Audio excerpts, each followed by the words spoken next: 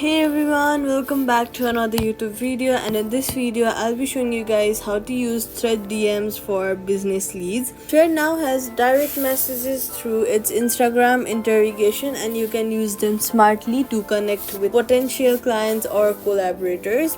First of all, open a profile. On Threads, tap the profile of someone you want to connect with. Next, Thread does not have a separate inbox. When you tap message, it opens conversation in Instagram DMs. Since Thread is linked to Instagram, instead of a cold pitch, reply to one of their threads or mention something relevant to their posts, then smoothly introduce your service or offer.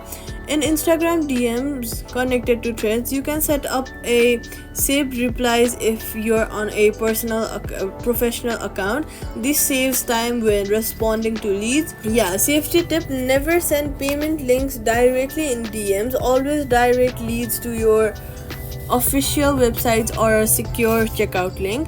Quick fix: if you don't see the messages button in the threads, update the app. DMs are still rolling out reason by reason, and they always redirect to Instagram's inbox. And that's it. Subscribe for more quick fixes.